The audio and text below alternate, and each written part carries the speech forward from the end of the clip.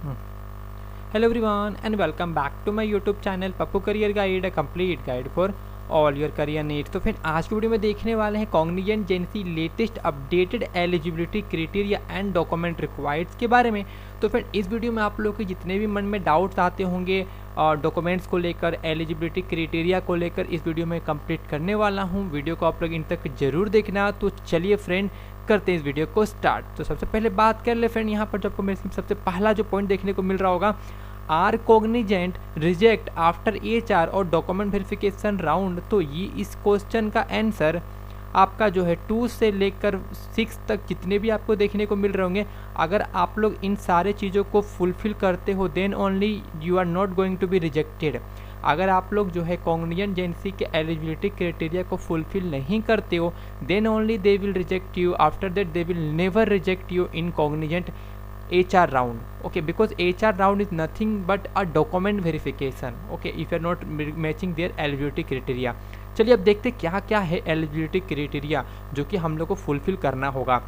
फिर बात करें सैलरी का, फिर आपको जो पैकेज देखने को मिलता है वो आपको 4011 4,01,986 रुपये पर एनम। आपका जो रोल होने वाला है वो होने वाला है प्रोग्रामर एनालिस्ट ट्रेनिंग। फ्रेंड काफ़ी अच्छा यहाँ पर पोस्ट देखने को मिलता है। फ्रेंड मे भी आपको स्टार्टिंग में 2 से 3 महीने जब ट्रेनिंग होगा तो आपको जो फ्रेंड सपोर्ट रोल में देखा रखा जाएगा, but after that you will getting a good high package. Because Accenture और कॉग्निजेंट में ज़्यादा डिफरेंस देखने को नहीं मिलता। ओके, दोनों का सेम ही है। सैलरी वगैरह देखोगे तो अगर आप लोग करियर ग्रोथ देखोगे तो दोनों का ही काफ़ी अच्छा है फ्रेंड, ठीक है। तो कॉग्निजेंट भी one of the best option यहाँ पर देखने को मिल जाता है फ्रेंड, ठीक है, क्योंकि इसमें आपका ट्रेनिंग भी अच्छा खासा होता है। यहाँ पर आपका एक एग्जाम होता है ड्यूरिंग ट्रेनिंग, ठीक है। तो आप लोग मुझे पहले बताना कि कौन कौन जो है कॉग्निजेंट में जा रहे हो, तो मैं ट्राई करूँगा। मैं कॉग्निजेंट में जो आफ्टर गेटिंग ऑफर लेटर में ट्रेनिंग कैसे होता है, ट्रेनिंग में कितने मार्क्स में क्वालिफाई करने पड़ते, जैसे आपको पता होगा एसेंचर में जो फ्रेंड TFA एग्जाम होता है, उसी तरह से कॉग्निजेंट में फ्रेंड एक एग्जाम होता है, मुझे नाम अभी याद नहीं आ रहा है। उस एग्जाम को आपको क्वालिफाई करना पड़ता है। 3 महीने का ट्रेनिंग होता है फ्रेंड, जिसे आप लोग हम लोग ट्रेनी पोस्ट या फिर इंटर्नशिप भी बोलते हैं। After that you are getting a full time job opportunity. Okay, तो आप लोग कमेंट करके बताना। मैं इस पर एक ऑलरेडी बोल रहा हूँ, मैं इस पर मैं एक सेपरेट वीडियो बना के डिस्कस कर दूंगा, ठीक है। पहले आप लोग कमेंट करना कितने लोग के पास ऑफर लेटर आया है और कौन कौन जा रहे हैं कॉग्निजेंट में। चलिए आगे बात करते हैं। फिर यहाँ पर सैलरी हाइक भी आपको काफ़ी अच्छा देखने को मिलता है फ्रेंड कॉग्निजेंट में। पर ईयर आपका फिर काफ़ी ज़्यादा आपको सैलरी हाइक देखने को मिलता है as compare to other company. Okay, TCS हो गया, कैपजेमिनी हो गया, उसके कंपेरिजन में इस आपको सैलरी हाइक काफ़ी ज़्यादा देखने को मिलता है। ओके, चलिए आगे बात करें। फिर यहाँ पर तो फिर यहाँ पर आपको देखने को मिल रहा होगा। आप चलिए बात करते हैं एलिजिबिलिटी क्राइटेरिया को लेकर। तो मैं क्या करूँ, मैं एक काम करता हूँ, मैं लेता हूँ हाईलाइटर ताकि मैं आपको हाईलाइट कर पाऊँ। 2019, 2020, 2022 batch of BE, BTech, ME, MTech, MCA, MSc, AIT, MS, software engineering 5 year integrated courses students are allow. अब मैं यहाँ पर ये चीज़ मैंने क्यों मेंशन करा, फिर आप लोगों को बता दूँ, बहुत सारे लोग ऐसे होते हैं जो लोग इस बैकग्राउंड से नहीं बिलोंग करते हैं, वो लोग जो है फिर इंटरव्यू तक पहुँच जाते हैं। After that they will reject. Okay, because आप लोग को फिर ये क्राइटेरिया को फुलफिल करना ही होगा। मैं जानता हूँ एसेंचर में भी सेम हुआ था। बहुत सारे लोग जो थे 2020 बैच के थे, जो 21 बैच में इंटरव्यू दे रहे थे, तो उन लोगों का रिजेक्ट हो गया था, ठीक है। That's why I am adding this line. Second, consistent academic record of minimum 60% in 10th 12th diploma UG PG all subject will be taken into consideration. मतलब कि देखो, आपका जो है फ्रेंड ओवरऑल होना चाहिए 60%। लेट सपोज आपका 12th में पेंटिंग था जो कि आपका ऑप्शनल था, तो भी आपका मार्क्स जो है वो कैलकुलेट किया जाएगा, भले आपका ऑप्शनल सब्जेक्ट हो या फिर कोई भी सब्जेक्ट हो, सारे के सारे मार्क्स आपके फ्रेंड कैलकुलेट किए जाएंगे। अगर आप सारे मार्क्स को मिलाकर अबव 60% हो रहे हो then you are satisfying their eligibility criteria. और यहाँ पर फ्रेंड क्या सर हम लोग को हर एक सेमेस्टर में 60% करना होगा, ऐसा नहीं है। आपको फ्रेंड ओवरऑल मतलब ओवरऑल करना है, एग्रीगेट नहीं, मतलब हर सेमेस्टर में नहीं। हर सेमेस्टर में फर्स्ट सेमेस्टर से लेकर 8 सेमेस्टर तक, फर्स्ट सेमेस्टर से लेकर 8 सेमेस्टर तक आप लोग को नहीं, मतलब आप लोग को ओवरऑल सब मिला के आपका जो DGPA बनता है ना, DGPA, उसमें आपको फ्रेंड 6 CGPA या फिर 60% से आपका वेब होना चाहिए। ओके, चलिए कंप्लीट आगे बात करते हैं। और फिर यहाँ पर अगर मान लो कि बहुत लोग बोलते हैं सर मेरा 10th में मेरा 59% था, that's why I given the diploma and I got 65%, so am I eligible? Yes, you are eligible because you are qualified the diploma marks. Okay, चलिए नेक्स्ट बात करते हैं। No standing areas in current education. आपका कोई active backlog नहीं होना चाहिए। Areas मतलब का कोई बैकलॉग नहीं होना चाहिए। सर गैप कितना अलाउ करती है? 2 साल का गैप अलाउ करती है। Okay, after 10th, after 12th, but not in graduation. Try to keep in mind friend, if your graduation is 4th year, 4 साल में आपका बीटेक होता है, लेकिन अगर आप लोग मान लो आपका 7th या फिर 8th सेमेस्टर में बैकलॉग आ गया तो आप लोग एलिजिबल नहीं हो, क्योंकि एक्सटेंडेड एजुकेशन में भी ये लोग अलाउ नहीं करेंगे इस बार।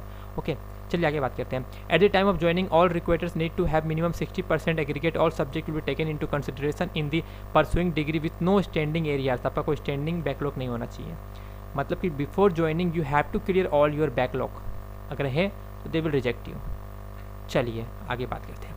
स्टूडेंट अप्लाइड फॉर री evaluation and waiting for their result would be consider with the initial result score declare. मतलब कि बहुत लोगों को जो जिसका रिजल्ट आउट नहीं होता है, आप लोग पास अभी जो करंट में जो रिजल्ट है उसी को वो मान्य देगी। Okay, appropriate CGPA to percentage conversion to be consider as per university form. मतलब बहुत लोग के फिर क्या होता है कि CGPA में होता है, ठीक है 9, किसी का CGPA जो मान लो कि मेरा जो CGPA है वो आपका 6.9 है, तो बहुत सारे कॉलेज 9.8 से मल्टीप्लाई 9.5 से मल्टीप्लाई करके परसेंटेज निकालते हैं।